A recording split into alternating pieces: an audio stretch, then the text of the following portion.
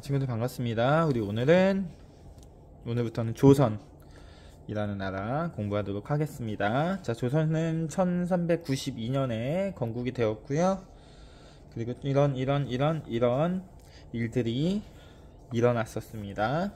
그리고 조선이 나중에 무너지면서 다음에 이제 우리가 생활하고 있는 대한민국으로 나라 이름이 바뀌게 되죠. 자, 조선이 어떻게 세워졌고 어떻게 발전하였는지 같이 정리해 보도록 하겠습니다. 조선은 어떻게 세워졌고 발전하였을까요?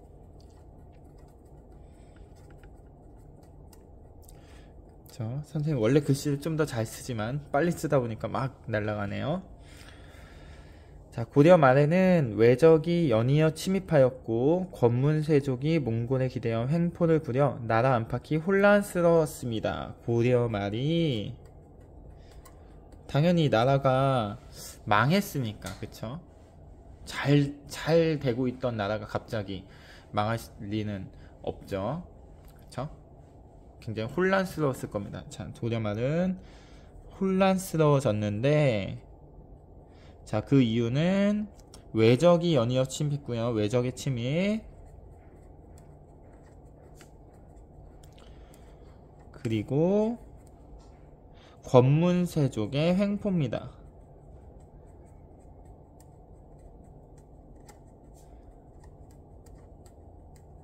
자, 외적은 두 개예요. 홍건적이라 해서 도적대들 있었고, 그 다음에 왜구입니다. 왜구. 일본 해적. 자, 홍건적은 약간 지도의 북쪽에서 뭐 여기저기에서 일어났었던 도적대들이 막 난리를 친 거고요. 왜구, 일본 해적들이 바다에서 왔다 갔다 하면서 횡포를 부립니다. 게다가 이제 권문세족인데, 자, 권문세족은 고려 말기에 지배계층이에요. 그러니까 뭐 귀족들이겠죠. 귀족들. 자, 얘네들이 막 자기네들 배만 부리려고 횡포를 부렸어요. 막 못살게 굴고, 하여튼 부패한 거죠. 부패한 어떤 관리들입니다. 이런 사람들이 횡포를 부리면서 고려 말이 매우 혼란스러워졌다. 자, 이 시기에 새로운 세력이 나타나게 되는데, 신진사대부라는 사람들이 있어요. 신진사대부. 자, 그래서 개혁을 하자라고 주장을 했었던 신진사대부와 거기에 여긴 나와 있지 않지만 신흥 무인 세력이 있습니다. 신흥 무인 세력. 자, 신진사대부는요, 유교의 가르침을 공부하던 학자들이에요. 그래서 과거제도 있었죠. 과거제도를 통해서 관리가 되는 약간 새로운 세력을 가진 관리들입니다. 유교의 가르침이에요. 유교, 다른 말로 성리학이라고도 해요. 성리학 써놓을까요? 이렇게 성리학. 그리고 신흥 무인 세력은 외적이 자꾸 침입했다고 했잖아요. 그러면 여기를 막거나 막 토벌을 하거나 해야 되잖아요. 자, 그러면서 공을 세우면서 점점 명성도 올라가고 뭐 인정을 받던 그런 무인 세력들입니다. 자, 이렇게 힘을 합치는데, 신진사대부들은 그 중에 좀 유명한 사람이 그러니까 주된 뭐라고 해야 돼요? 되게 중요한 사람이 두 명 있는데, 자, 한 명은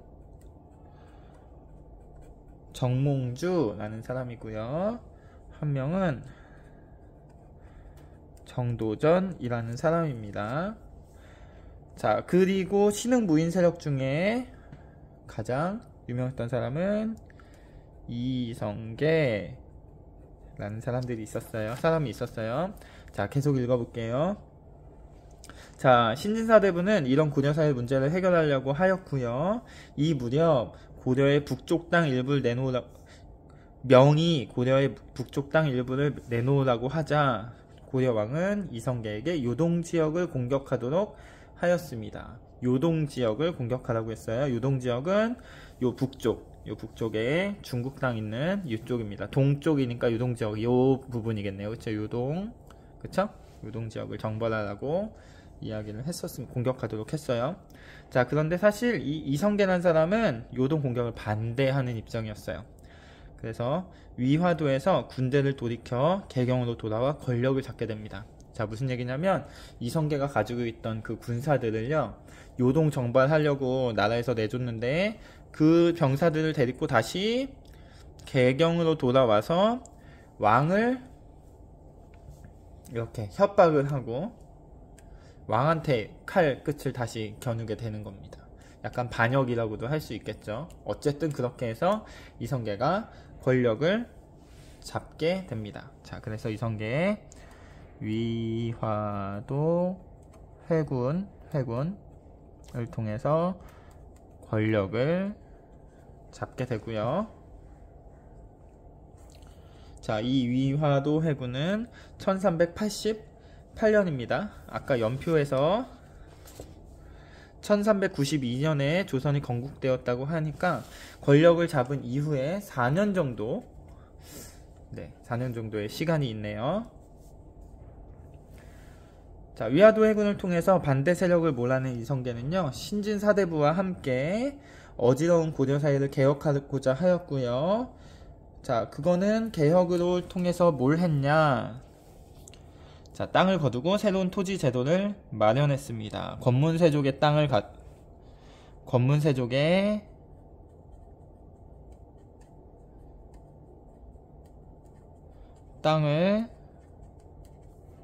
거두어 새로운 토지 제도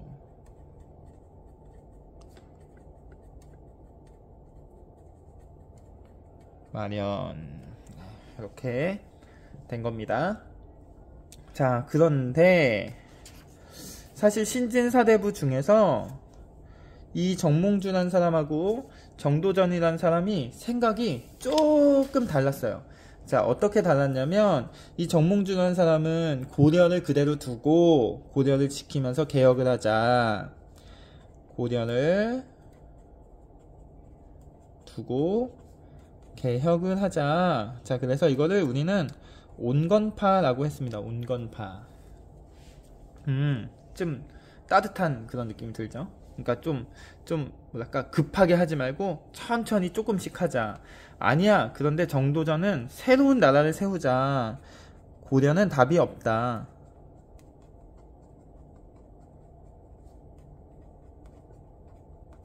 급진파입니다. 급진파. 이렇게 갈등이 막 깊어져요. 깊어지다가 보니까 아까 말했던 4년이란 시간이 계속 가는 거죠. 정몽주도 말이 맞고 정도전도 말이 맞고. 그런데 이성계는 정도전하고 이렇게 힘을 합치게 되면서 새로운 나라를 만들게 되고요. 새로운 나라를 만들게 되고요. 자, 그게 바로 조선입니다. 아, 그렇구나. 그럼 정몽주는 어떻게 됐을까요? 정몽주는 아들인 이방원이 정몽주를 비롯한 이방원이 정몽주의 반대 세력을 제거하였습니다. 그쵸? 이방원이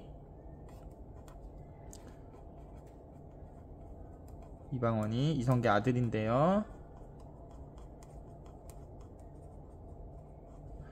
자, 이런 반대 세력을 제거하였습니다. 하게 됩니다. 자, 여기에서 되게 유명한 그런 게 나오는 거죠. 정몽주가 시를 짓죠. 이방원이 먼저 시를 지어요. 이런들 어떠하냐, 저런들 어떠하냐, 어쩌고저쩌고 어떠냐. 그래서 우리 새로운 나라를 세우자. 그랬더니 정몽주가 단심가라고 하여서 굉장히 유명한 시를 또 답가로 보내죠. 이 몸이 죽고 죽어 100번 고쳐 죽어. 그쵸? 네, 그런 시 나중에 또 공부하게 됩니다. 어쨌든 이렇게 해서 신진사대부 중에서 온건파에 있었던 정몽주 그리고 급진파의 정도전 이 서로 개혁의 방법을 두고 약간 마찰이 있다가 갈등이 있다가 이성계는 정도전이란 사람과 이렇게 힘을 합쳐서 이 세력과 힘을 합쳐서 새로운 나라인 조선을 세우게 되고요. 정몽주를 비롯한 온건파들은 이방원이 반대 세력을 제거하게 됩니다. 이러면서 조선이 만들어졌고요. 그러면서 수도를 개경에서 한양으로 옮기게 됩니다. 개경은 지금의 개성이고요. 고려의 수도였죠. 한양은 지금의 서울이겠죠. 자, 활동 여기 읽어보면서 정몽주의 주장과 그리고 정도전의 주장 한번 여러분들이 생각을 해봐도 좋겠습니다. 자, 그래서 조선이 새롭게 세워졌는데요. 자, 조선은요, 유교를 통치 이념으로 삼았습니다. 그쵸? 그리고 유교의 통치 이념은 이런 거죠. 인, 의, 예, 지, 신. 들어봤나요? 인이, 예지, 신. 인이, 예지, 신. 그래서 인은 어진 거, 어질다, 어지는 거. 의는 의로운 거, 의로움. 예는 예의겠죠. 지는 지혜고요. 신은 믿음입니다. 믿을 만한 사람이 되자, 지혜로운 사람이 되자, 예의 있는 사람이 되자, 의로운 사람이 되자, 그리고 어진 사람이 되자, 용서해주는 그런 사람이 되자. 이렇게 유교 이념을 가지고 나라의 통치 원리로 삼았고요.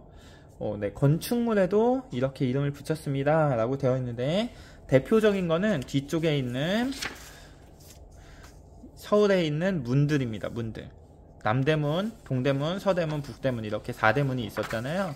자, 그 문에도 유교적 가르침, 유교 이념을 가지고 이름을, 건축물의 이름을 붙이기도 하였다고 하니까요. 여러분들은 62쪽에 있는 내용을 나중에 한번 살펴보고 읽어보면 될 것 같습니다. 자, 태조 이성계의 뒤를 이은 왕들은 나라의 제도를 계속 갖추어 나갔는데요. 태종은 아까 말했던 이방원입니다. 이방원이 누가 되냐면 태종이 되고요. 태종은 조선의 3대 왕입니다. 자, 그래서 태종은 인구를 정확히 파악하려고 했어요. 태종. 자, 인구 파악을 위해서 어떻게 했냐면 호패를 차게 됐어요. 16세 이상의 남자는 호패를 차게 했어요. 자, 지금으로 말하면 이거는 신분증입니다. 신분증. 아, 사람이 몇 명 있는지를 알아야 그걸 가지고 세금을 거둘 수 있잖아요. 아, 그렇구나. 좀 더 그렇게 하려고 그랬구나. 그리고 지방 제도를 정리하여 전국을 8개로 나누었습니다. 지방 제도 정비를 했고요. 8개 도로 나눴는데, 자, 요거 살펴보면 평안도, 함경도, 황해도, 강원도, 경기, 충청, 전라, 정상도. 우리 1학기 4시간에 배웠던 그 행정구역하고 같아요. 그쵸? 오늘날까지 유지가 되고 있죠. 네. 자, 세종은 태종 이방원의 아들인데요. 가장 역사상 유명한 왕이죠. 세종대왕. 자, 그래서 백성에게 피해를 주던 왜구를 물리치고자 스시마섬 정벌, 대마도 정벌을 했고요. 자, 대마도는 아까 말한 요 왜구들 있죠. 왜구들의 어떤 소굴이었어요. 그쵸? 왜구의 소굴이었으니까 왜구로부터 우리가 조금 자유로워지자, 정벌을 하자 라고 해서 이종무라는 장군을 시켜서 대마도를 정벌하게 됐고요.